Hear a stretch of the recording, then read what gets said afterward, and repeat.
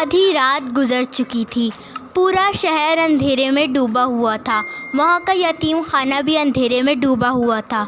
वहाँ का चौकीदार नींद में ऊँघ रहा था कि एक साया यतीम खाने से बाहर आता है, जो कि दरवाज़ा फलांग कर दूसरी तरफ कूदता है। उसके कूदने की वजह से चौकीदार की भी आँख खुल जाती है।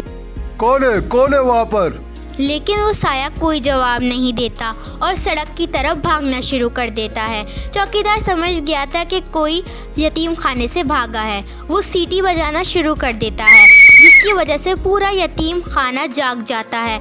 लेकिन अब वो साया बहुत दूर तक चला गया था। वो साया एक 12 साल का राजू था, जो कि भागते भागते स्टेशन तक पहुंच गया था, जहां पर एक ट्रेन खुशीनगर जा रही थी। वो भी उसमें चढ़ गया। वहाँ एक आदमी के अलावा सब सो रहे थे। अरे बेटा, घर से भागे हो क्या? नहीं अंकल, यतीम खाने से। क्यों बेटा, क्यों भागे? ऐसी क्या वजह बनी कि तुम्हें वहाँ से भागना पड़ा? अंकल, वहाँ हमारे साथ जानवरों की तरह सलूक किया जाता था। खाना भी नहीं दिया जाता था और अगर काम में थोड़ी गलती हो जाती तो मार और पड़ती थी, इसलिए भागना पड़ा। अच्छा बेटा, तुम खुशीनगर तो चले जाओगे, मगर वहाँ जाके करोगे क्या?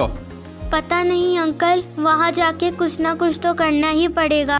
अगली सुबह वो ट्रेन खुशीनगर चली जाती है। अच्छा बेटा, मेरी मंजिल तो आ गई, अब मैं चलता हूँ।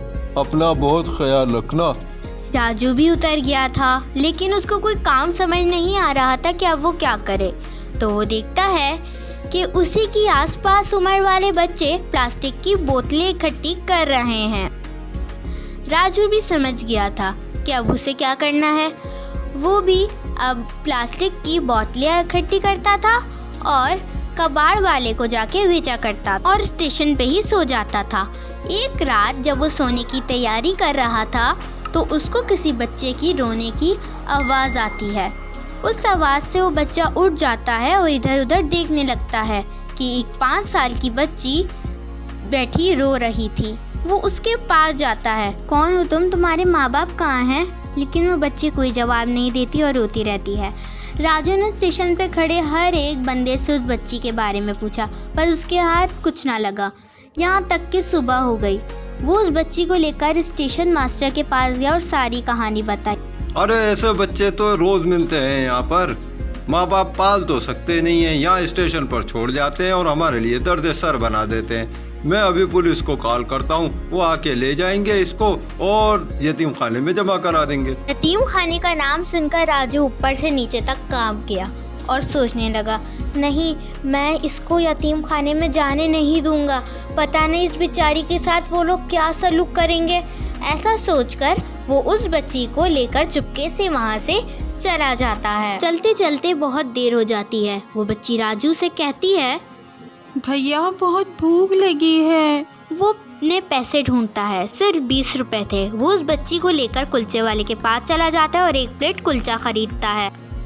भैया लें, आप भी खाएं, आपको भी भूख लगी होगी, आप भी सुबह से भूखे हैं। रुके, मैं आपको अपने हाथ से खिलाती हूँ।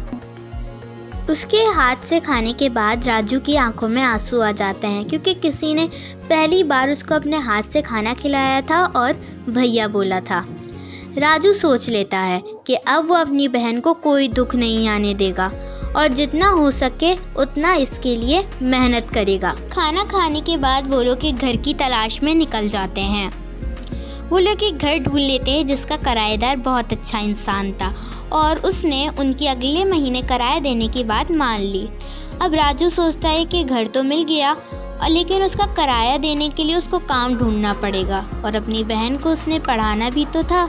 अगले दिन से ही वो एक काम की तलाश में निकल जाता है, लेकिन उसकी छोटी उम्र होने की वजह से उसे कोई काम नहीं मिलता। वो एक होटल के पास जाता है जिसका मालिक एक बूढ़ा इंसान था जिसका नाम फारूक था। उसके भी आगे पीछे कोई नहीं था। जब राजू ने उससे काम मांगा, अरे इतनी उम्र में क्यों काम चाहिए तुम्हें? वो मैं अपनी बहन को पढ़ाना चाहता हूँ। तुम खुद नहीं पढ़ोगे? पढ़ना तो चाहता हूँ पर इस दिमाग में पढ़ाई घुसती नहीं है ना। प्लीज कोई काम दे दो सेठ। को राजू ईमानदार लगता है और वो उसको काम पे रख लेता है। राजू दिन भर काम करता है और उसकी बहन सेठ के साथ खेलती है। महीना ख़त्म होने के बाद जब वो सैलरी उसको मिलती है तो बहुत खुश होता है। सेठ, मुझे कल की छुट्टी चाहिए, मुझे अपनी बहन का दाखिला कराना है। उसको छुट्टी मिल जाती है। अगले दिन अरे इसको तो स्कूल में होना चाहिए, ये यहाँ क्या कर रही है? स्कूल वाले कह रहे हैं कि माँ बाप का साइन चाहिए, पर हमारे तो माँ बाप नहीं है ना। ये क्या बात हुई? एक साइन की वजह से क्या इसे स्कूल में एडमिशन नहीं देंगे? चलो मैं तुम्हारा गार्जियन बन जाता हूँ, चलो मेरे साथ। ऐसे फारूक उसका गार्जियन बनके वहाँ साइन करने चला जाता है। राजू ने अपनी बहन का नाम स्कूल में सोना रखवाया। ये नाम राजू ने ही उसे दिया था। वक्त का पहिया घूमता रहा। राजू और सोना भी अब बड़े होते गए। सोना पढ़ाई में बहुत अच्छी थी। उसने 12वीं में अपने पूरे ज़िले में टॉप किया था और अपनी इस कामयाबी के दम पर उसने एक मेडिकल कॉलेज में दाखिला भी ले लिया। राजू की खुशी का तो कोई ठिकाना ही नहीं था। वो सबसे कहता, मैं तो कुछ ना बन पाया पर मेरी बहन डॉक्टर ज़रूर बनेगी। फारूक की तबीयत भी अब ख़राब रहने लगी थी। उसने राजू को अपने होटल का मैनेजर बना दिया था। उसे राजू पे अपने बेटों की तरह भरोसा था। एक दिन, अब मुझे लगता है मेरे ऊपर जाने का वक्त हो गया है। राजू बेटा, मुझे हमेशा फिक्र रहा करती थी कि मेरे मरने के बाद मेरा होटल कौन संभालेगा। बेटे की सूरत में शुक्र है कि तुम मुझे मिल गए। अब ये सब कारोबार, ये होटल सब तुम्हारे हवाले है। तुम इसका खूब ख्याल रखना मेरे बच्चे, तुम मेरे बेटे हो बेटे। राजू की आंख भर आई और गला भर आया। राजू की किस्मत भी कितनी अजीब थी ना, जब कोई नहीं था तो कोई नहीं था और जब मिले तो बाबा और बहन दोनों मिल गए। फारूक के मरने के बाद राजू ने उसका बिजनेस संभाला और एक बहुत बड़ा रेस्टोरेंट खोला जिसका नाम था राजू होटल एंड रेस्टोरेंट्स।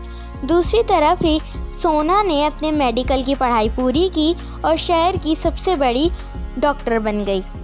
जहाँ नसीब ने उन्हें बुरा वक्त दिखाया वहीं अच्छा वक्त भी दिखाया। इसलिए बुजुर्ग सही कहते हैं, वक्त बदलते देर नहीं लगती।